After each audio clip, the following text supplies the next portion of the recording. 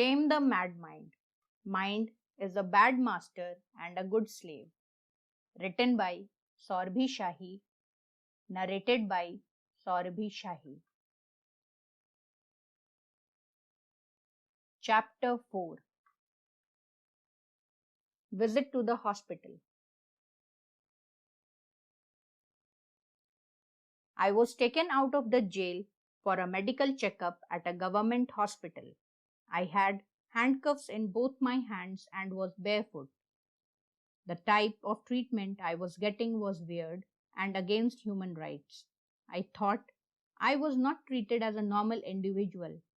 I was now a criminal, and that's why I was in handcuffs. I had serious charges on me. I kept thinking all this while reaching the hospital in the van. All my liberties were gone.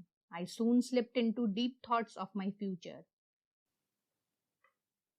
A chain reaction of thoughts was going on, and all were negative thoughts. By now, I had reached the doctor's place. The doctor examined me. I also had an X-ray. I had severe bruises but no fractures. This was a big sigh of relief.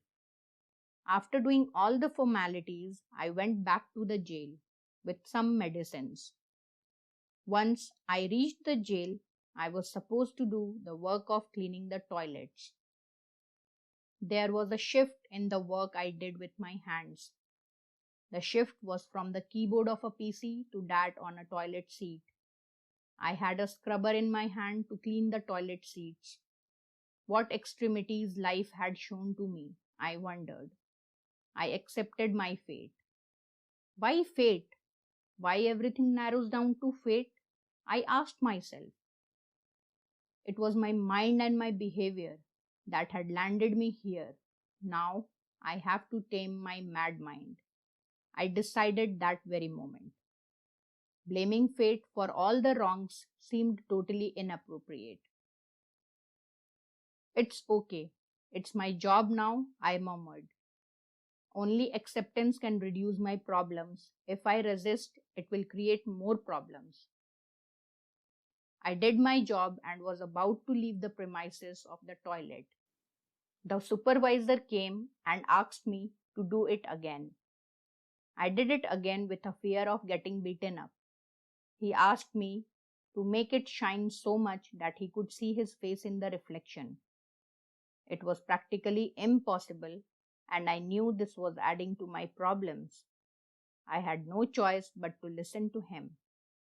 I started scrubbing it hard to make it shine. I heard supervisor talking to someone. I peeped through the gaps of the door to take a glance. He was almost 6 feet tall and was talking to him in a very friendly manner. He wanted to use the washroom.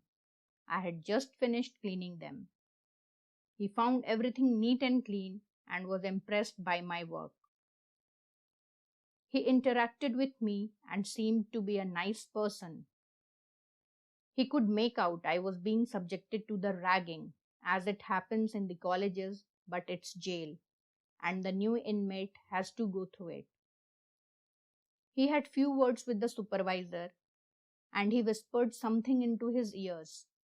A moment later, I was put off from this assigned task and was allotted the work to sweep the corridors. There was a relief. I was happy from inside, but was fearing to pose a smile. How can one smile while in jail? I took the broom and swept the corridor.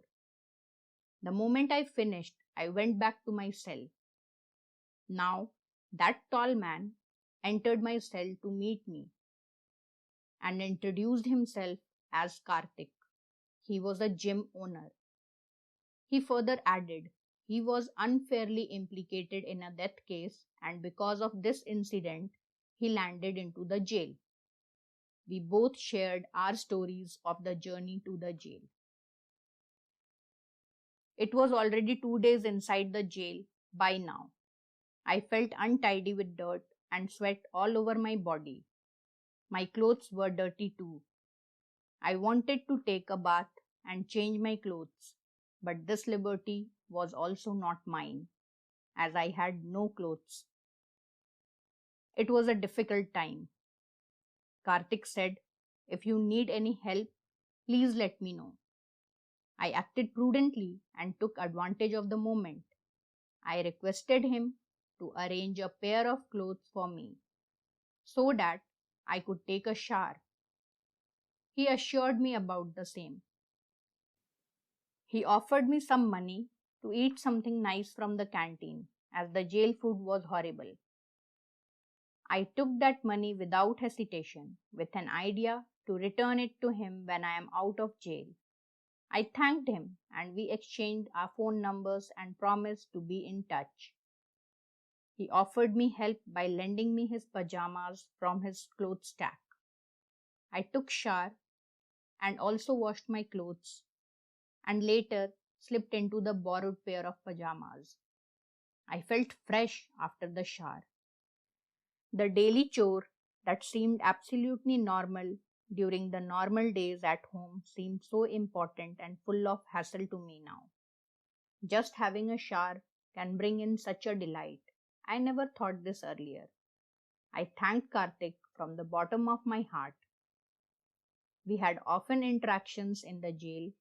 He narrated his story, how he was falsely implicated for giving steroids to his client. Later, his client died of stroke while working out in his gym. His knowledge in fitness was deep, and I started to develop an affinity for fitness. He asked me to try a few freehand exercises in my free time, and I tried them to break my monotony in the cell. There was a feel good factor developing in me because of this new addition in my routine. I decided to take up this as a lifestyle, as it started giving me joy even in this adverse situation. We got to know each other better. Now, around 9 days had already passed. It's my bail hearing tomorrow.